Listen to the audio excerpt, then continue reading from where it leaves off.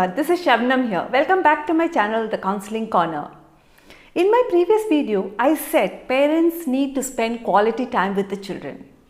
But some parents have to say that they don't have enough time to spend with the children as they are very busy working because they need to earn money to make the child's future secure.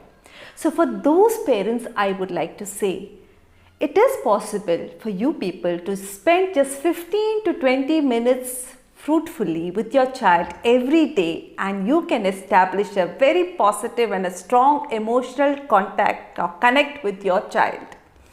So see how you have to do this.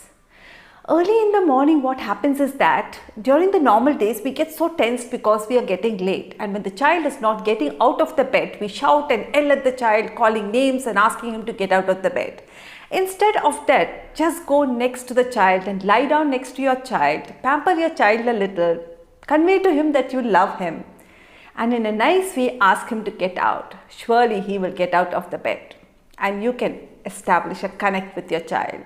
The next thing is that at least during one meal, either dinner or during the lunchtime, try having the meal together. And while having the meal together, encourage your child to speak about his experience during the day and you share your experience. And the most important time when the child really needs your care is during the bedtime. When the child is about to sleep, go lie down next to your child and motivate your child to ventilate his feelings. Ask him how he feels. Ask him if everything is fine. Most of the children, especially the teenagers, they feel free and they ventilate their feelings during the bedtime. So just by spending 15 to 20 minutes per day, yes, you can establish a strong emotional connect with your child. And when your child can emotionally connect with you, your life as well as the child's life will become very easy. A child who can emotionally connect with the parents, they tend to obey and listen to what the parents have to say. The next thing is that you need to appreciate each and every contribution done by your child. Whether he helps you in cleaning the house, cooking, or carrying the grocery from the store. Appreciate his effort.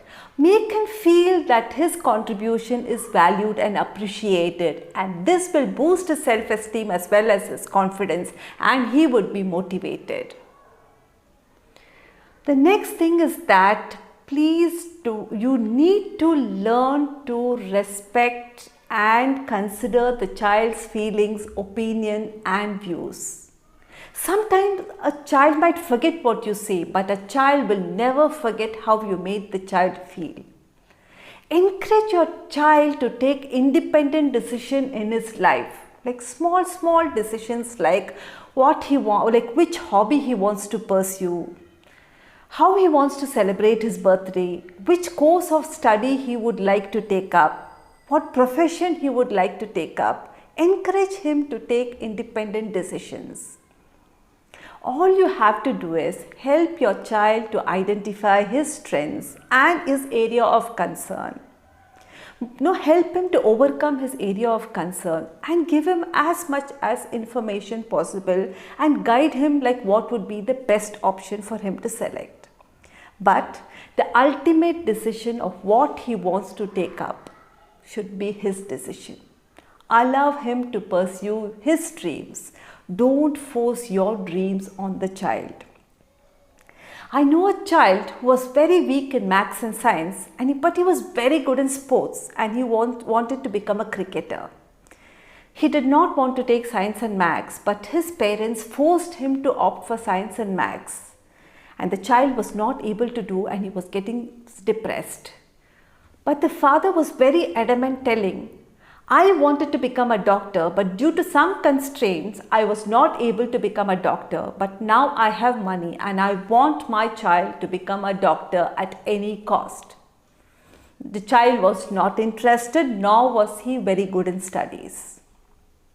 So don't force your dreams on the child. We hear so many cases like a medical student has ended his life, a IT student has hanged himself to death. Why? Maybe because the parents insisted they must have taken that course, but due to pressure and stress, they were not able to cope up with that. And maybe somewhere they felt guilty that the parents have spent so much money and they think the only solution is to end their life. So as far as possible, please allow your child to take independent decisions. Let them pursue their dream. It is their life, and don't force anything on them. The next thing is that we need to provide a very positive, congenial and a healthy home environment for the children, free from conflict and stress. A lot of children are undergoing emotional distress and they're having other problems like sleep disturbances, lack of concentration, poor academic performance due to persistent conflict in the house. And sometimes the parents are dragging them in their fight. And when they are guiding the children also, they are guiding the children in a different direction. Father is guiding the child in one direction and the mother is guiding the child in a different direction. If the child listens to the father, he's getting scolded by the mother. And if he is listening to the mother, he's getting scolded by the father. And the child is totally confused. I know a child whom I counseled when he was studying in the 3rd grade for behavioral issues, and the root cause for the problem was the persistent conflict. The child was referred to me when he was studying in the 8th grade after 4 years with severe depression. And when I spoke to the parents, they again started arguing and blaming each other.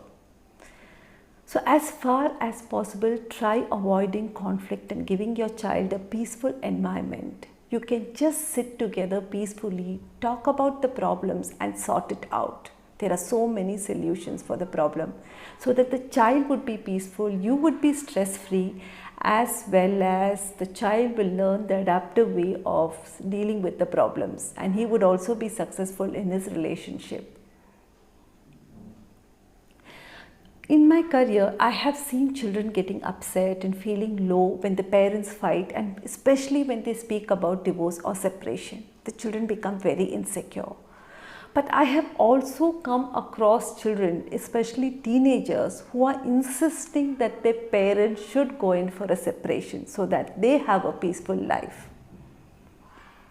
I had one child telling me, "Ma'am, all these years I have suffered a lot.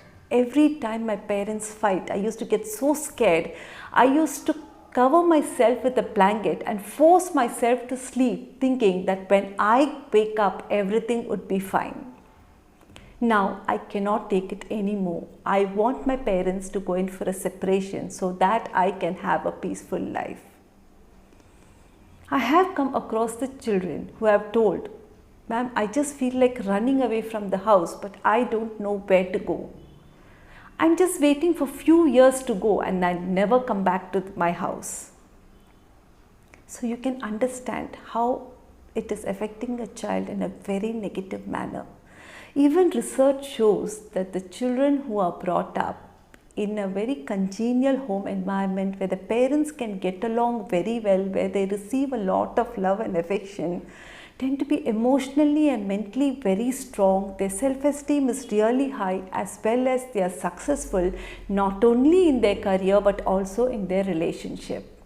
Even the children of single parents are successful compared to the children who are brought up in a very uncongenial home environment where there is persistent conflict.